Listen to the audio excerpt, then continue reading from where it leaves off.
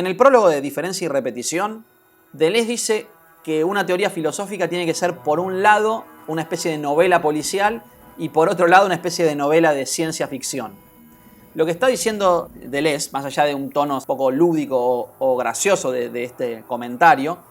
es que ciertos conceptos, los conceptos que propone un filósofo, tienen que tener un componente de extrañamiento, es decir, que nos saque un poco de aquello a lo que estamos acostumbrados y nos lleve a una perspectiva nueva sobre las cosas, o incluso abra un campo directamente hacia lo desconocido. Pero lo que está implícito, me parece, en lo que dice Deleuze, es el hecho de que él considera, o parece considerar, que la ciencia ficción trata sobre la búsqueda de la apertura de un campo de novedad. Trata de mostrar al lector, a generar asombro en el lector al mostrarle algo nuevo. En realidad lo que está diciendo Deleuze es que la filosofía debería hacer eso, pero yo encuentro esto también como una especie de elogio implícito del género de ciencia ficción, cuyo principal valor reside en esto, en la apertura hacia la novedad, podríamos decir en un primer momento desde un lugar más bien de contenido, pero muchas veces también a través de lo formal. Hay casos emblemáticos donde la dislocación del discurso es lo que produce el extrañamiento. Uno de los casos extremos sería William Burroughs, que usaba un método de escritura medio automatizada, en la cual él decía que para poder escapar del control al que estamos siendo sometidos por la sociedad, lo que él hacía era una técnica de montaje en la cual cortaba fragmentos de un texto y lo pegaba junto con otro casi de manera azarosa, incluso textos que no le eran propios. Hay una amplia gama de herramientas con las cuales la ciencia ficción logra ese extrañamiento y, por supuesto, lo hace desde esa postura minoritaria, de género menor, que, podemos decir, lo libera al mismo tiempo que lo limita. En líneas generales, en este video me interesa trabajar la relación del género ciencia ficción con la filosofía. En primer lugar, el contexto de producción de algunas de las obras literarias del género ciencia ficción y de películas también. En segundo lugar, la relación explícita o implícita del autor con la filosofía y la relación de la obra con el paradigma filosófico al que pertenece, de manera ya sea explícita o implícita. ¿A qué me refiero con esto? En primer lugar, el género de ciencia ficción, que si les interesa indagar un poco más sobre los orígenes del género, tengo un video y posteriormente voy a seguir trabajando sobre la historia del género, pero en la génesis de la ciencia ficción existe obviamente un interés por la ciencia, por el pensamiento científico, pero también existe en el origen un interés conceptual en relación a los tópicos científicos. En cierto sentido, hay una brecha que se abre en la ciencia ficción en una etapa inicial o en la etapa clásica de la ciencia ficción, se abre una brecha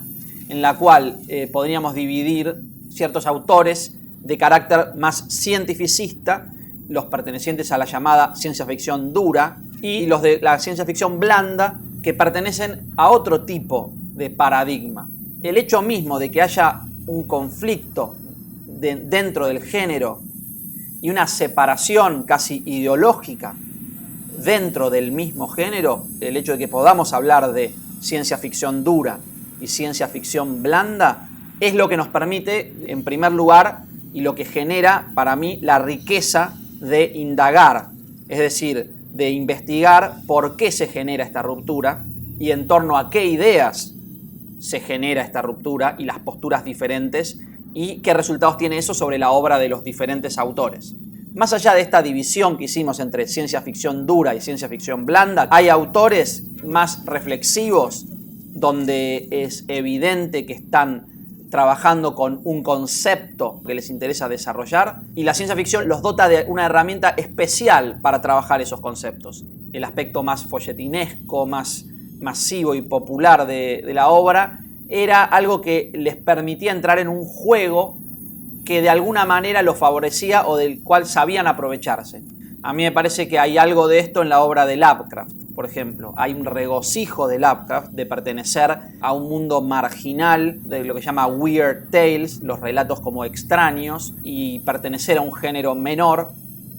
pero En el fondo, digamos, el sustrato de la obra de Lovecraft es un interés por cuestiones de pensamiento bastante profundas en relación al paradigma científico, a las formas de conocer y al sustrato metafísico del mundo. Digamos, así parece ser el sistema Lovecraftiano. La ciencia ficción tiene un componente minoritario, pero que no atañe a todos los autores. Hay autores que sencillamente no se preguntan ni se preocupan por estar trabajando dentro de un género considerado menor, pero esta relación mayor-menor atraviesa la ciencia ficción.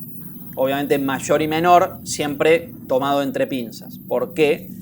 Porque pasó el siglo XX en el cual se produjo justamente una convulsión en la relación mayor-menor. Una relación trabajada por autores que lograron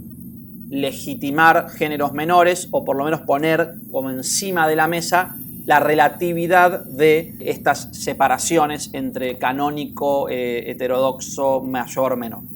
Uno de ellos, el principal, creo, fue Borges, y ese es uno de los temas que habría que tratar. Esto nos lleva a otro punto. Hoy en día estamos acostumbrados a que las novelas populares se inspiren en la linealidad cinematográfica. Por lo general, hay una acción continua, hay un uso intensivo del cliffhanger, hay una hilación absoluta entre un evento y otro, y sobre todo existe prácticamente la tiranía del personaje principal. Es decir, por lo general tenemos un personaje principal individual al que seguimos y con el cual nos identificamos. Esto es característico quizás de un tipo de mercado, digamos, de consumidor un poco narcisista.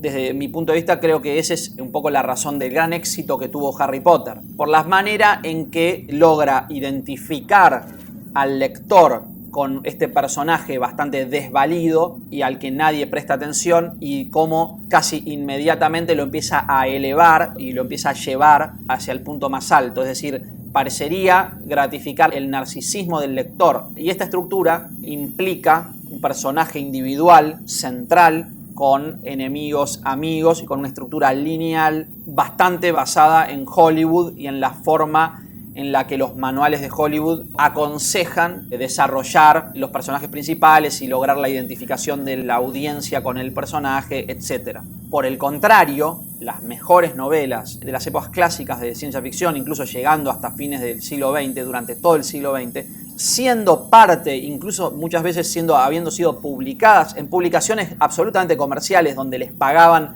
un precio fijo por cada palabra, etc.,